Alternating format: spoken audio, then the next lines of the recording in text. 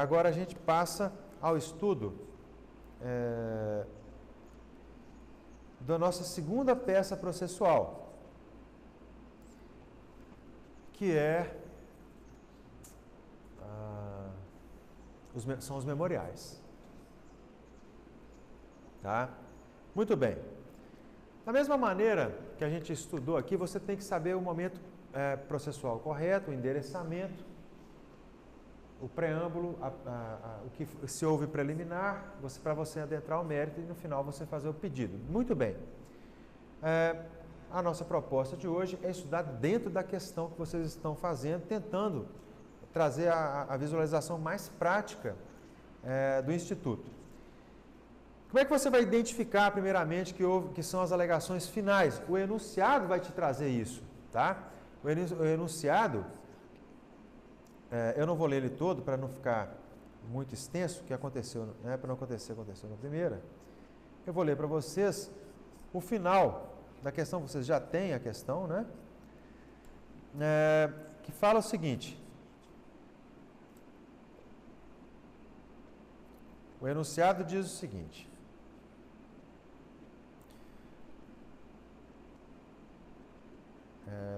o Ministério Público, em sua manifestação final, requereu a condenação da ré nos termos da denúncia. Esse final, ele é sugestivo para a sua peça processual. Por quê? Porque você vai trazer essa fundamentação. Se o Ministério Público manifestou no momento final da sua possibilidade de manifestação, é sinal de que você já está diante da possibilidade da apresentação das suas alegações finais. Obviamente, você dá uma prova, então elas não vão ser feitas na forma oral. Você vai trazê-las na forma de memoriais. Então, são as alegações finais e o instrumento processual que vai trazer as suas alegações finais são os memoriais. Os memoriais, então, são apresentados, e mais uma vez eu esqueci da cedilha no endereçamento, na pressa, né? E aí, como é que é trazido esse caso? Esse caso, ele fala que Artemis Fadipense, de 20 anos, todos os dados que são trazidos no problema são importantes. No dia 23 de agosto de 2018, todos os dados são bastante importantes, você não pode dispensar. Encontrava-se um curso preparatório para exame da OAB na cidade de Ipatinga. Definiu a competência. Logo, o seu preâmbulo vai ser na comarca também aqui de Ipatinga, tá? Por que você já sabe e já define essa competência? Porque nós estamos dentro do processo, o processo está em curso e ao final você vai apresentar as suas alegações finais, ou seja, o seu cliente já está qualificado, o juízo competente já está impulsionando o processo, tá certo? Então você já tem o juízo competente e por isso o seu preâmbulo, o seu endereçamento vai ser a vara criminal da comarca de Ipatinga, não havendo possibilidade de você especificar a vara, porque o enunciado não trouxe isso, tá? Os autos do processo também vão estar epigrafados na sua peça, porque você não vai trazer o número, mas você vai só mencionar a existência dos autos, tá? Muito bem. O caso aqui é um caso clássico, né, de erro de tipo, tá? Muito bem. O que aconteceu aqui? Vamos lá no preâmbulo. Artemis Fadipense, já qualificada nos autos em epígrafe, pelo seu advogado que esta subscreve, vem respeitosamente à presença de Vossa Excelência, no prazo legal, apresentar alegações finais em forma de memoriais, conforme lhe faculta disposto no artigo 403, parágrafo 3º do CPP, pelos motivos de fato e de direito que passa a expor.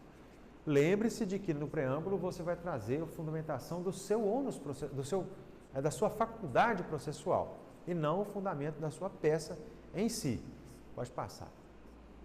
E aí, o que traz o enunciado? Que a acusada foi denunciada pela prática do crime de furto simples, tipificado no artigo 155 do Código Penal.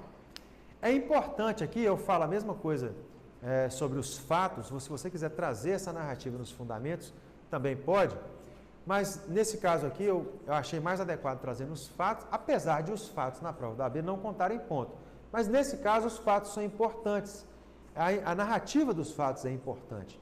Porque houve o erro e eu preciso demonstrar que houve o erro de maneira fática, tá? Então, se você preferir, que seria o mais adequado, você pode trazer no fundamento, uma vez que é muito importante. E nos fatos não contaria ponto. No dia 23 de agosto de 2018, Artemis Fadipense, 20 anos, encontrava-se em um curso preparatório para exame da OAB na cidade de Ipatinga. Ao final da aula, resolveu tomar um café na cantina do local, tendo deixado seu notebook carregando na tomada. Ao retornar, retirou o computador que estava na tomada e foi para sua residência.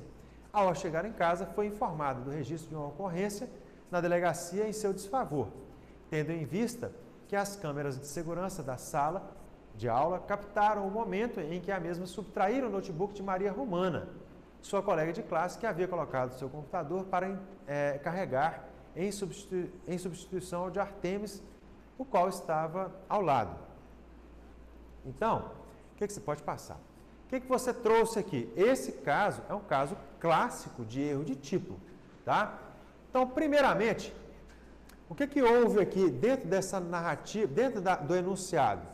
Lá no enunciado, não houve a proposta de suspensão condicional do processo, SUSPRO, do artigo 89 da Lei 9.099, que, não obstante estar inserido na Lei do Juizado Especial Criminal, ele é um dispositivo que é aplicável a todo crime cuja pena mínima não seja superior a 1 ano, diferentemente da transação penal, que só se aplica aos crimes de pequeno potencial ofensivo.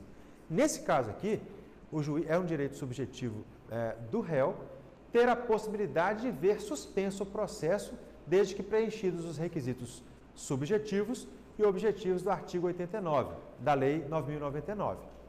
Repetindo, esse dispositivo, apesar de o furto não ser um crime de pequeno potencial ofensivo, eis que a pena máxima supera 2 anos, a pena máxima do furto simples é 4 anos, nesse caso aqui, haveria a possibilidade de aplicação da SUSPRO, porque a SUSPRO é aplicada fora da Lei 9.099, é também aplicada a todos os crimes cuja pena mínima não supere 1 ano, tá? E esse é o caso do crime de furto. E aí, a nulidade vai ser uma nulidade que vai ser arguída em sede preliminar, lá nas suas alegações finais, não oferecimento da SUSPRO. Então, a gente redige, de rigor imperiosa declaração de nulidade dos atos processuais realizados durante a instrução probatória, com consequente encaminhamento dos autos ao MP, tendo em vista que não foi oferecida a proposta de suspensão condicional do processo. E você vai desenvolver e vai demonstrar que o seu cliente preenche os requisitos que estão previstos no artigo 89 e no artigo 77 do Código Penal.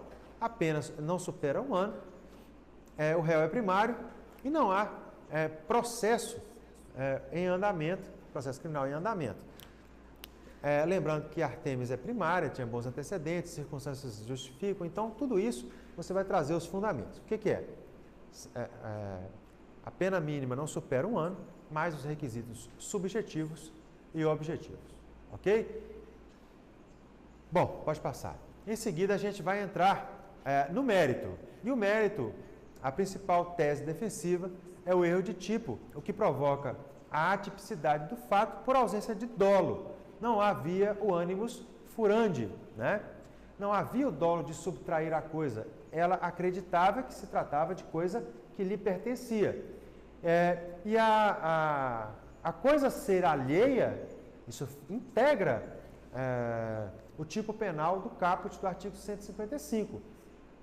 É elementar do tipo de furto que a coisa seja alheia. Então, prevê o artigo 155 do Código Penal, que pratica crime de furto aquele que subtrai coisa alheia móvel. Ocorre que Artemis estava em erro em relação a uma das elementares do tipo, qual seja coisa alheia, tendo em vista que acreditava estar levando para casa o seu próprio notebook, o que não configuraria crime. Por quê? Porque o fato seria atípico por ausência de dolo. E nós sabemos que o dolo reside no tipo penal, né? No fato típico, lá na conduta, né? O fundamento do seu argumento será o artigo 20 do Código Penal. que diz que o erro sobre o elemento constitutivo do tipo penal exclui o dolo e permite a aplicação, permite a punição do agente a título de culpa. Obviamente, nós sabemos que no crime de furto não há previsão de tipo culposo e não havendo previsão expressa de tipo culposo, o fato será atípico. Muito bem. Lembrando também que o erro narrado no enunciado é um erro excusável, é um erro perdoável. Então, aplica-se o artigo 20 do Código Penal, excluindo o dolo, tá? Mesmo que não fosse o caso, mesmo que houvesse a possibilidade de incidência de tipo culposo, né, não houve, o erro, ele é um erro, configura um erro inevitável, ou desculpável, ou perdoável, tá? Então, não incide o tipo culposo aqui, ok? Pode passar adiante. Pode passar. Passou, não? Não foi, não? E aí tem as teses subsidiárias. Em termos de prova, é interessante você fazer. Você tem que ter muito cuidado na sua vida profissional, porque essas teses, elas costumam enfraquecer, né, a sua tese principal. Então, você tem que ter muito cuidado com a redação. Numa prova, você tem que trazer, mesmo que estrategicamente não fosse o mais adequado. Eu, por exemplo, não traria. Muita coisa aqui que eu não traria nas minhas alegações finais. Tá? Ou traria de forma diferente. Vamos lá. Com base no princípio da eventualidade, subsidiariamente, se fosse admitida a condenação da acusada, em primeiro lugar, ela é primária e tem bons antecedentes, então você tem que pedir para que a pena seja aplicada no mínimo legal, será que as circunstâncias judiciais do artigo 59 são favoráveis. Em seguida, você vai requerer a incidência de duas circunstâncias atenuantes genéricas do artigo 65 do Código Penal, o inciso 3, a linha D, e o inciso 1, né, que são a confissão espontânea e a menoridade relativa. E em seguida, você vai lembrar ao juiz que a sua cliente devolveu o objeto tão logo ela descobriu que não era dela. No artigo 16, tem a previsão de uma causa geral de diminuição de pena, que é o arrependimento posterior. Você vai arguir também de forma subsidiária. E mais subsidiário ainda, você vai trazer um pedido de substituição da pena privativa de liberdade aplicada pela pena restritiva de direito, com base no artigo 44 do Código Penal, uma vez que preenchidos os requisitos subjetivos e objetivos para tanto, devendo o regime inicial de cumprimento da pena ser fixado no aberto, tá? Uma vez que a pena, você sugere que a pena seja a pena mínima. Muito bem. Eu vou lembrar a vocês também que se for atendido o seu primeiro argumento subsidiário de fixação da pena base no mínimo legal, o segundo fica prejudicado. Porque na segunda fase de dosimetria da pena, não é possível que você reduza a pena abaixo do mínimo legal, tá? Então, o juiz, se ele aplicar a pena base no mínimo legal, certamente ele vai deixar de aplicar a redução em razão das atenuantes genéricas, ok?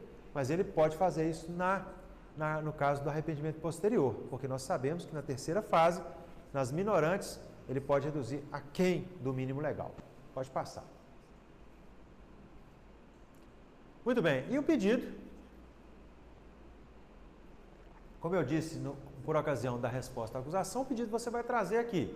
Ante exposto, requer a defesa, você vai repetir as suas teses em forma de pedido sucinto. Primeiro, nulidade da instrução, que não houve a suspró, a oferta de suspró. Segundo, absolvição em razão do erro de tipo identificado, a atipicidade do fato. E subsidiariamente, caso o juiz não acolha o seu pedido principal, aí você vai pedir a aplicação da pena base no mínimo legal, o reconhecimento das atenuantes, depois a aplicação da causa de diminuição de pena do arrependimento posterior, depois a substituição da PPL pela PRD e a aplicação da pena no regime aberto, tendo em vista a aplicação do mínimo legal. Advogado, OAB. Tá? Aqui não tem rol de testemunha, porque você já avançou dessa fase. E aí agora é esperar o juiz aplicar, prolatar a sua sentença.